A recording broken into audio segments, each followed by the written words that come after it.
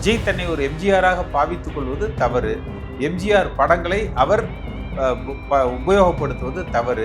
விஜய்க்கு இதெல்லாம் தெரியலைன்னா குறைஞ்சபட்சம் அவங்க அப்பா சந்திரசேகர் அவருக்கு அதை சொல்லி கொடுக்கணும். நீங்கள் வந்து உழைக்காமையே வந்து கட்சி தொடங்கிய உடன் எப்படி நீங்கள் ஆட்சியை பிடிக்க முடியும்? எடப்பாடி பழனிசாமி எப்படி உழைச்சாருன்னு உலகத்துக்கே தெரியும். குனிஞ்சு நிமிந்து குப்புற விழுந்து எடப்பாடியை வந்து குனிய வச்சு கொட்டி இருக்கிறாரு. அதுக்கு நேற்று வேணும் ஆம்புலன்ஸ் டிரைவர் அடித்து படுக்க வச்சிருவேங்கிறாரு.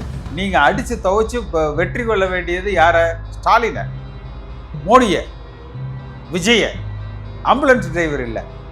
ஆதவ அர்ஜுன ஒரு பக்கம் வந்து அதிமுகவுடைய வாக்கு வங்கி நமக்கு வரும், தொண்டர்கள் நம்ம நம்புவாங்க.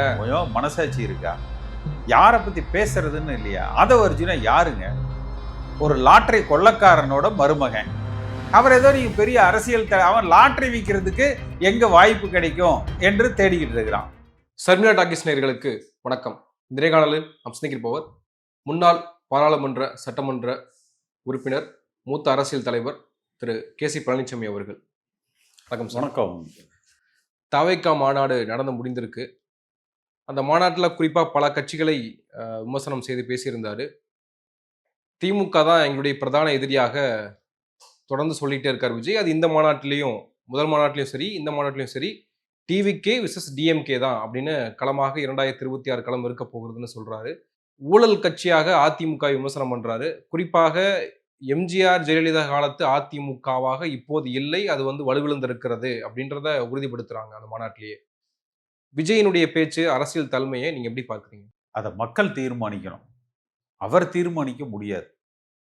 அடுத்து அதிமுக இப்ப எப்படி இருக்கு, அதிமுகவை பாதுகாப்பது எப்படி, வலிமைப்படுத்துவது எப்படி, அது எங்களுடைய வேலை. அது குறித்து விஜய் கவலைப்படணுங்கிற அவசியம் இல்லை. அவருடைய கட்சி எப்படி ஆட்சிக்கு வர முடியுமா, 4% ஓட்டு வாங்குமா, 6% ஓட்டு வாங்குமா, 8%, 10%, அதை மட்டும் அவர் கவனம் செலுத்தினால் போறோம். அவருக்கு எதிரி யாரை வேணாலும் ஃபிக்ஸ் பண்ணிக்கலாம். ஆனால் அதிமுகவை பொறுத்தவரை அதிமுக ஆட்சி அமைக்க வேண்டும். அதற்கு போட்டியாக களம் இறங்குகிற அனைவரையும் எதிர்த்து அதிமுக தொண்டர்கள் வந்து செயல்படுவாங்க. விஜய் ஒரு கற்பனை உலகத்துல வாழுகிறார். மாநாட்டு வரவேற்பு முகத்திலேயே வந்து அண்ணாவினுடைய எம்ஜிஆருடைய புகைப்படங்களை பயன்படுத்துறாங்க. வரலாறு திரும்புகிறதுன்றாங்க. 1967, 77 வரலாறு திரும்புதுன்றாங்க. இல்லை, அப்போ அவருக்கு வந்து 67 வரலாறு தெரியல. 67 எப்படி அண்ணா ஆட்சியை பிடித்தார், எவ்வளவு பேரை கூட்டணியை சேர்த்தினார், அன்றைக்கு தமிழ்நாட்டில் இருந்த அரசியல் சூழ்நிலைகள் என்ன, காங்கிரஸுக்கு எதிராக என்னென்ன மனநிலை இருந்தது, அந்த இந்தி எதிர்ப்பு போராட்டம், அதனால் ஏற்பட்ட துப்பாக்கி சூடு, மாணவர் பெரிய அளவில் திரண்டு போராடியது, இந்த வரலாறெல்லாம் விஜய்க்கு தெரியலைன்னு நினைக்கிறேன். அதே போல 77 சொல்றாரு. 77லும் 77 ஆட்சியை பிடிக்கிறதுக்கு தேர்தல் அப்பதான் நடந்தது. ஆனால் 72 புரட்சி தலைவர் எம்ஜிஆர் கட்சியை துவக்கிய உடனேயே, அல்லது எம்ஜிஆர் திமுகவிலிருந்து நீக்கப்பட்ட உடனேயே தமிழ்நாடு முழுக்க பள்ளிகள், கல்லூரிகள் போராட்டங்கள் வெடித்தது. கலைஞர் கருணாநிதி அவர்கள் மீது கடுமையான ஊழல் குற்றச்சாட்டுகள் சுமத்தப்பட்டன. மக்கள் எம்ஜிஆர் படம் இல்லாம அன்றைக்கு எந்த வாகனமும் நகர முடியாது என்கிற சூழ்நிலை இருந்தது. இதெல்லாம் என் போன்றவர்களுக்கு நல்லா தெரியும், எம்ஜிஆரோடு பயணித்தவர்களுக்கு. விஜய்க்கு இதெல்லாம் தெரியலைன்னா குறைஞ்சபட்சம் அவங்க அப்பா சந்திரசேகர் அவருக்கு அதை சொல்லி கொடுக்கணும். இதெல்லாம் தெரியாம அரியா பிள்ளை போல அரசியல் வரலாறை அவர் பேசி கொண்டிருக்கிறார்.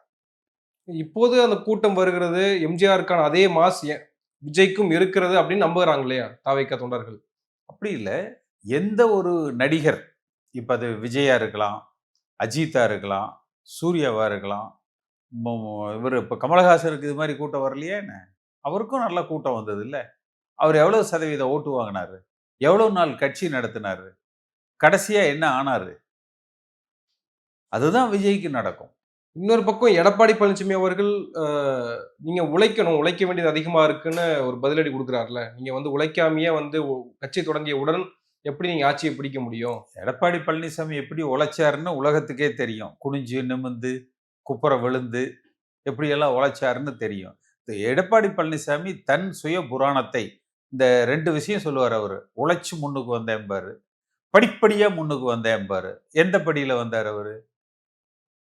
அது எல்லோருக்கும் தெரியும். புறவாசல் வழியாக வந்தவர் அவர். என்ன அவரு உழைச்சாரு? கொஞ்சம் குனிஞ்சு குப்புற விழுந்து எந்திரிச்சு நிமிர்ந்து உட்கார்ந்தாரு. இவ்வளவுதானே.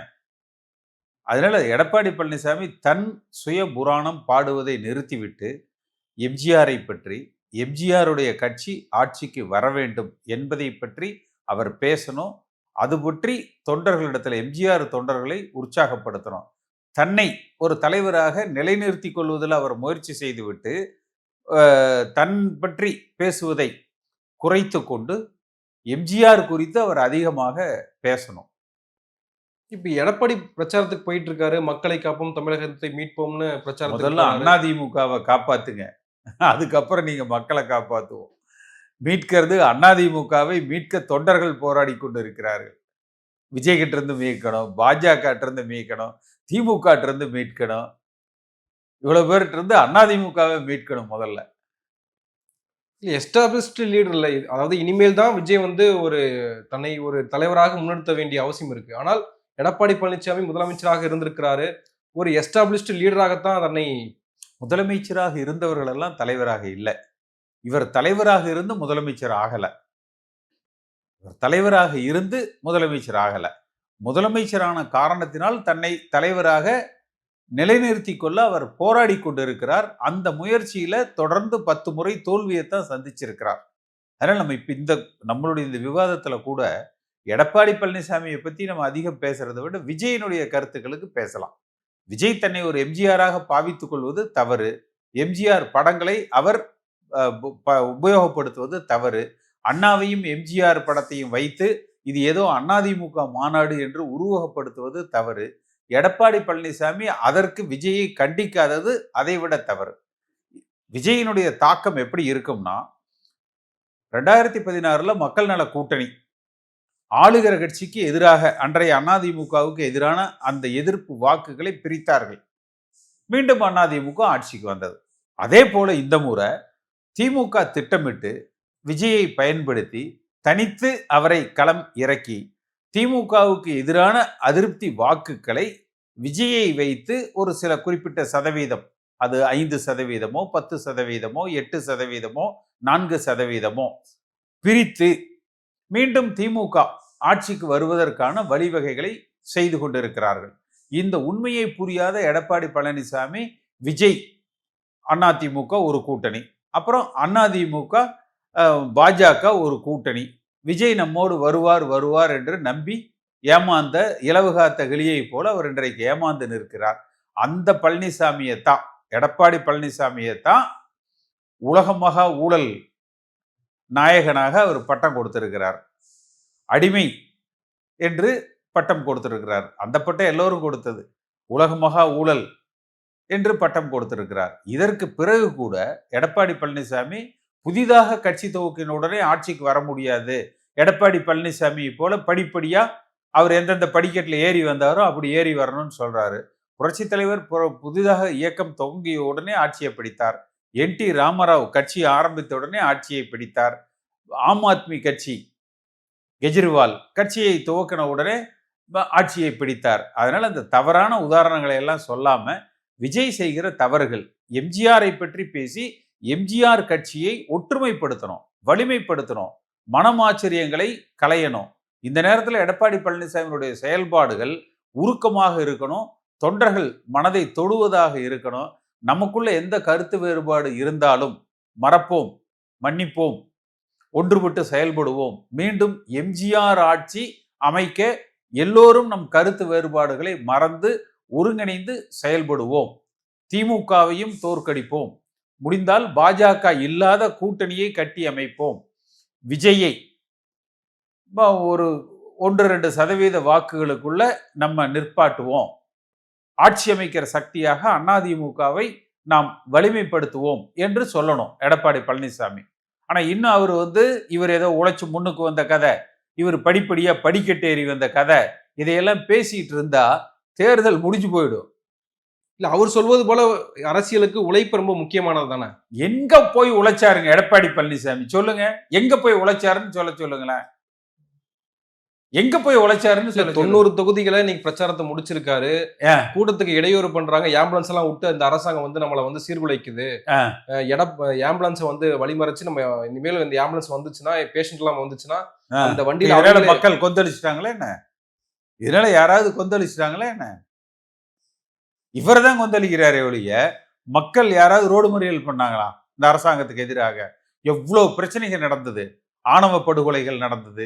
இந்த அரசாங்கத்தினுடைய சட்டம் ஒழுங்கு எவ்வளவு பெரிய பாதிப்புகள். க ப போதை தளமாக தமிழ்நாடு உருவாகியிருக்குது. டாஸ்மாக், லஞ்சம், ஊழல், சட்டம் ஒழுங்கு, போதைப் பொருள், இது மாதிரி பல விஷயங்கள். இதை எதிர்த்து எடப்பாடி பழனிசாமி என்னைக்காவது போராடி இருக்கிறாரா? ஆம்புலன்ஸ் டிரைவருக்கு எகென்ஸ்டா இவர் போராடுறாரு. இவர் போராட வேண்டியது ஸ்டாலினுக்கு எகென்ஸ்டா. இவர் வீழ்த்த வேண்டியது ஆம்புலன்ஸ் டிரைவர் அடிச்சு படுக்க வச்சிருவேங்கிறாரு. நீங்க அடிச்சு துவைச்சு வெற்றி கொள்ள வேண்டியது யார? ஸ்டாலின, மோடிய, விஜய. ஆம்புலன்ஸ் டிரைவர் இல்ல. ஆதவ அர்ஜுனா ஒரு பக்கம் வந்து அதிமுகவுடைய வாக்கு வங்கி நமக்கு வரும். அந்த தொண்டர்கள் வந்து நம்ம நம்புவாங்க. கொஞ்சம் மனசாட்சி இருக்கா? யார பத்தி பேசுறதுன்னு இல்லையா? ஆதவ அர்ஜுனா யாருங்க? ஒரு லாட்டரி கொள்ளக்காரனோட மருமகன். அவர் ஏதோ நீங்க பெரிய அரசியல் அவன் லாட்டரி விற்கிறதுக்கு எங்க வாய்ப்பு கிடைக்கும் என்று தேடிக்கிட்டு இருக்கிறான். எதுக்கு அவன் வந்து அரசியல நிறைய செலவு பண்றான்? லாட்டரி யாரு கொண்டு வருவாங்க? அவன் போய் ஒரு அரசியல் தலைவர் மாதிரி கேட்குறீங்க. ப்ளீஸ் அந்த ஆதவ அர்ஜுனா பத்தி எல்லாம் பேசாதீங்க. He is not a politician. But அந்த தாவேக்காவுடைய மென்டாலிட்டி நான் விஜய் கேட்கிறேன். பேசுறது நம்ம பதில் சொல்லலாம்.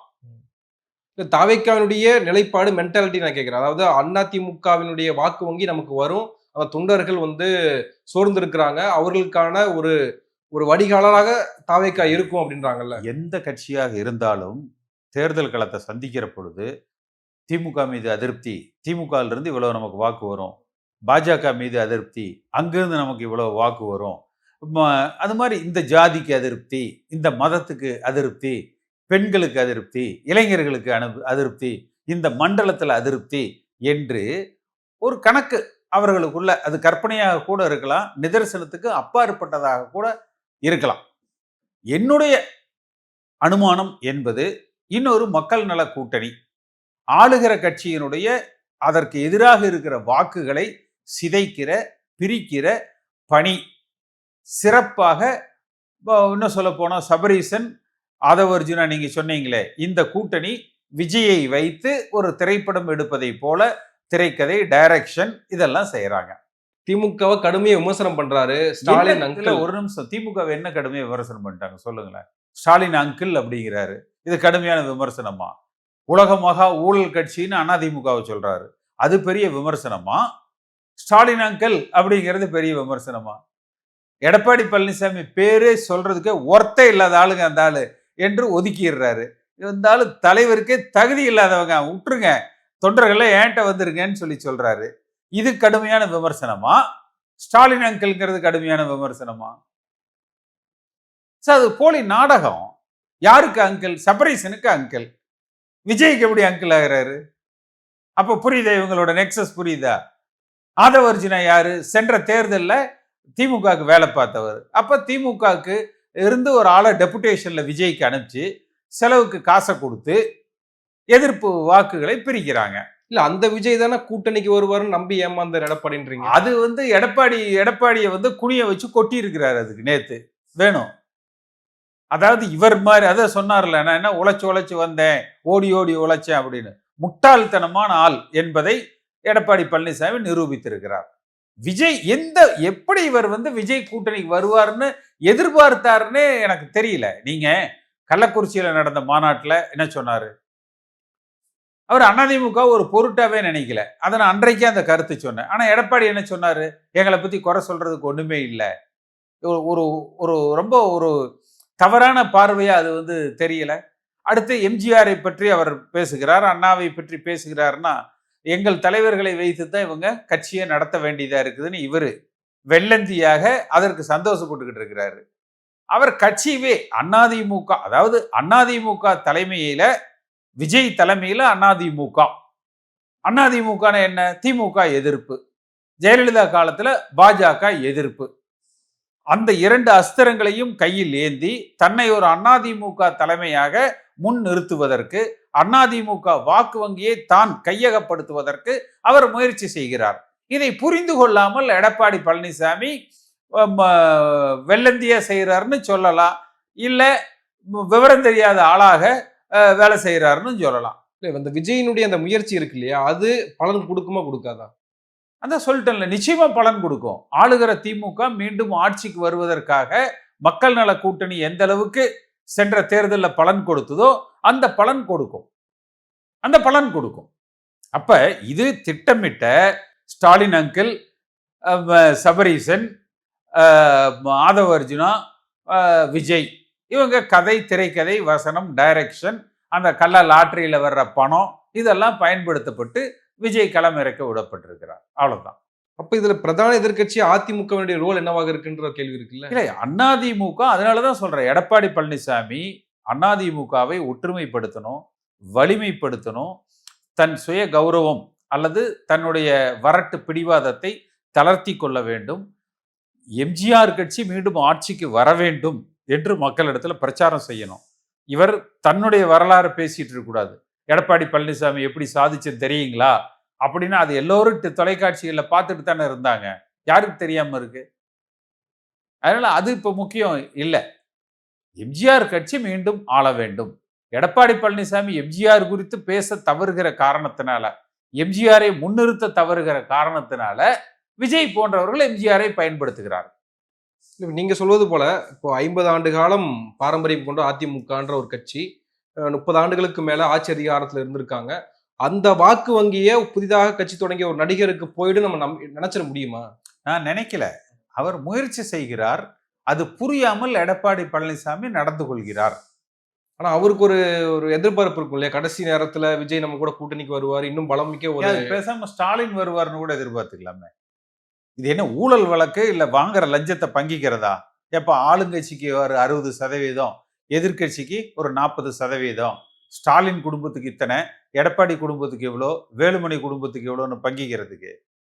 இல்ல, திமுகவை எதிர்க்கணும்னா நம்மளும் ஒன்னா சேர்ந்து நம்ம எதிர்க்கலாம். திமுகவை எதிர்க்கக்கூடிய அனைவரும் ஒரு அணியில் இருக்கணும் அப்படின்னு நினைக்கிறது ஒரு நல்லது தானே. 2014 திமுகவையும் பாஜகவையும் ஒரு சேர எதிர்த்து 39 37 தொகுதிகளை வென்றது அதிமுக.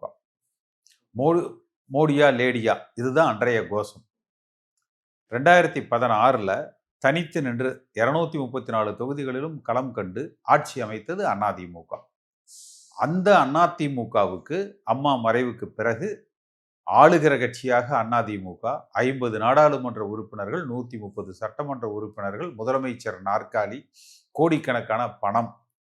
இதுல அரசியலுக்குள்ள இந்த கட்சியினுடைய தலைமை பொறுப்புக்கு வந்தவர் எடப்பாடி பழனிசாமி. அவ்வளவையும் இன்றைக்கு இழந்து நிற்கிறார். யார் காரணம்? அவரது தவறான நடத்தைகள், வழிமுறைகள், அணுகுமுறைகள், மற்றவர்களை மதிக்காதது, அனுசரித்து செல்லாதது. இந்த இயக்கத்தை எல்லோரையும் அரவணைத்து ஒருங்கிணைத்து இனியாவது அவர் பயணிக்க வேண்டும். நடக்குமா? அது நடந்தால் வெற்றி பெறலாம், நடந்தால் வெற்றி பெறலாம். இல்ல மைனாரிட்டி பார்ட்னரா ஸ்டாலின் கிட்ட கலெக்ஷன்ல மட்டும் பங்கு போட்டுக்கலாம்னா அப்புறம் அது அவரோட இஷ்டம். நன்றி சார், நன்றி. நிறைய விஷயங்கள் தெளிவுபடுத்திருக்கீங்க. நன்றி.